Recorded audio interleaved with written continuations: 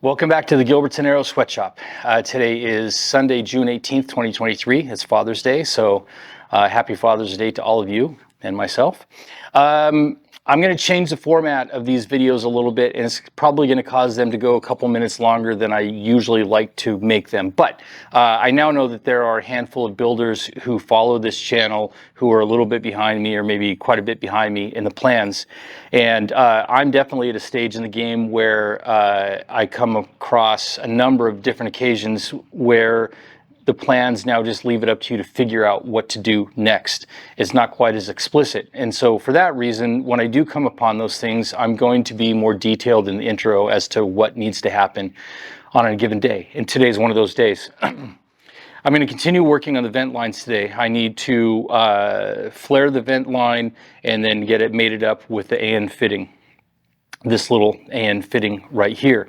But there's no hole in the rib for the AN fitting, and there are no instructions about the hole for this AN fitting to go in this rib.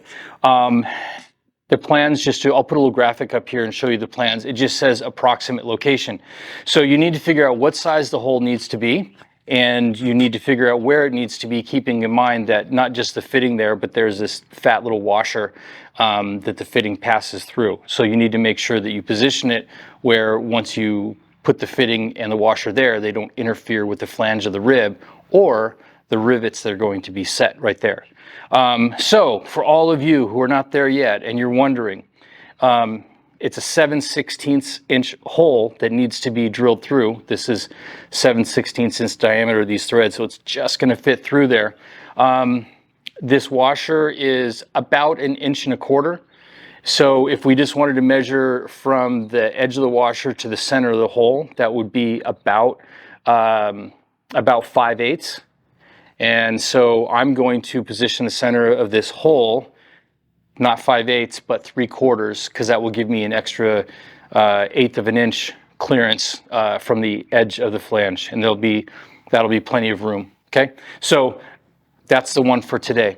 I'm going to get organized here. And I don't know if I'm going to do much more than just that. The heat is just not fun. And I know the other day I said that I had all the parts I needed, that I could close out the ends of these fuel tanks, but I was being optimistic.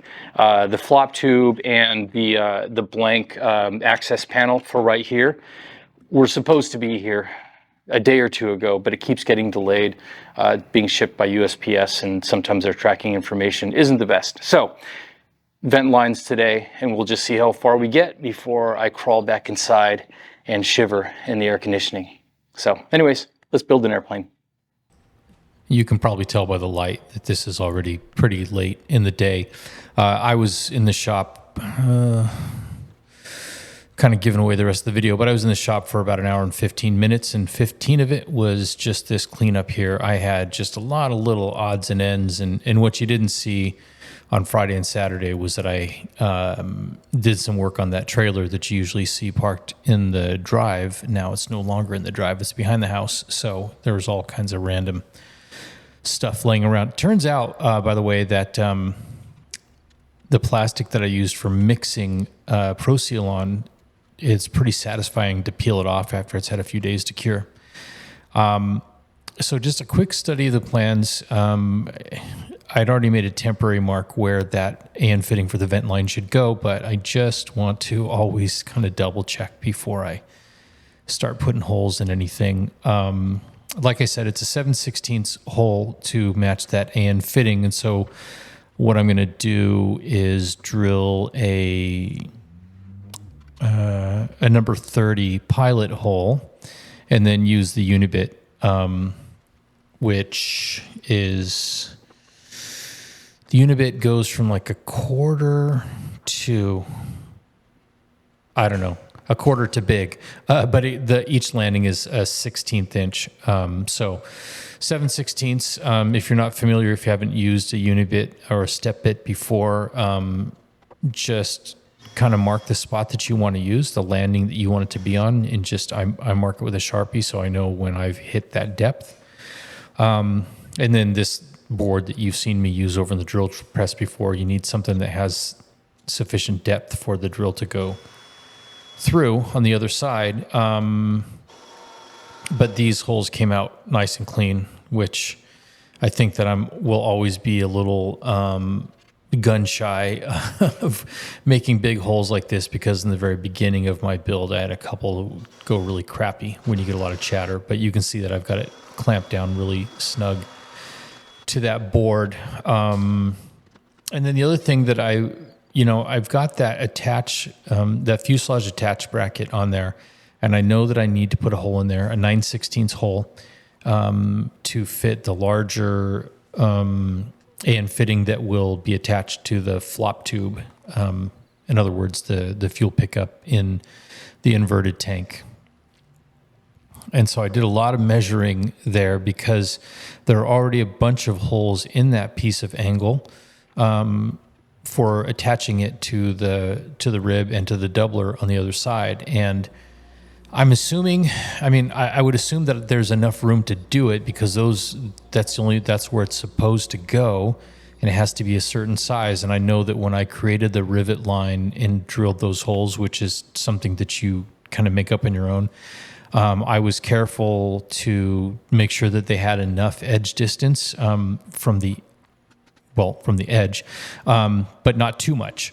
So I think I must have left enough room. Here's what I've got: a piece of scrap aluminum angle, and I want to find out if you can do this with a unibit, because it's a really thick piece of material. And what I find out is, yeah, you can drill through it with a unibit. I put a pretty large pilot hole, but I'll explain more toward the end of the video. But basically, it's a failed experiment, because each of those 1/16 of an inch landings are fairly narrow, and that material is really thick. So even if you get in this case, the 9/16 inch hole, that 9/16 inch portion won't go all the way through. So then I flipped it over and said, well, what if I then go through the other side? And it doesn't matter. You'll still end up with a choke in between, like a 3/8 inch portion in the middle of the hole. So failed experiment, and we're going to have to move on from that. And I'm going inside to grab the flaring tool that I have been playing around with, trying to develop sufficient skill, I suppose, in getting a good quality flare from a good quality flaring tool, I might say. But it's frustrating. It's frustrating so far. By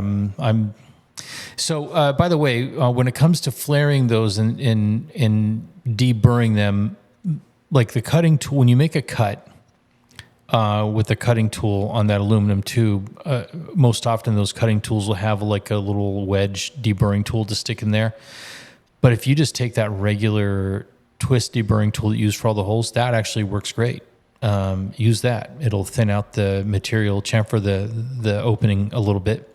And then, of course, you have to make sure that there are no fragments left inside, no burrs left inside that tube. So I kind of get what I can out of there, and then I take compressed air and blow it out the other end.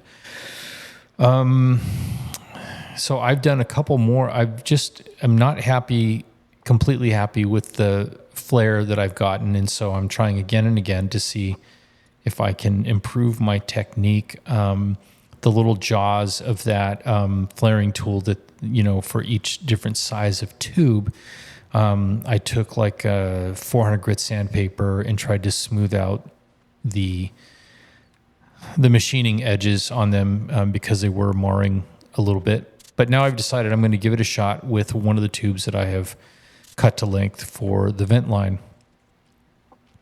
Now, let me say that when I say cut to length, I mean it's at least 3 inches too long. I've given myself room here to have a couple goes at this, bad flare, cut it off, move on. So I'm not banking this whole 5 foot length of tube on this one flare working out right. Because guess what? just not happy with how this one went. And that that's pretty much going to put a flare, a swage on the entire evening's work, because those jaws, boy, how do I explain it? Well, you know what? I've got a little post game here that explains it a little bit better, but it was a discussion in the Slack group, like, well, cutting tools, sure, but what flaring tool do you get? And now I know why that was a big question, because this is actually, the flaring tool that I have here is one that's actually kind of a standard one that people often use, but I'm not feeling it. Well, friends, I'm tapping out. It's almost 8:30, and to be honest, it's been fairly unproductive. As I told you before, I bought a really inexpensive flaring tool, and it gave me really cheap results. So I replaced it with a not inexpensive flaring tool that is recommended for this job, and I've seen other builders use it, but I am really, really not happy with what I've been able to get after much trial and error. You can see that it's got that little kind of valley in it, which means that the jaws are not perfectly clamping around. It's just a little bit off. It creates a squeeze that results in this, which, now look, the fitting that I'm trying to do right now is for the vent line, which is the fitting of least consequence. I mean, if the vent line fitting leaks a little bit, it's literally fuel leaking back into the fuel tank, right? But this is disappointing, and I just don't feel like trying to close it up with that.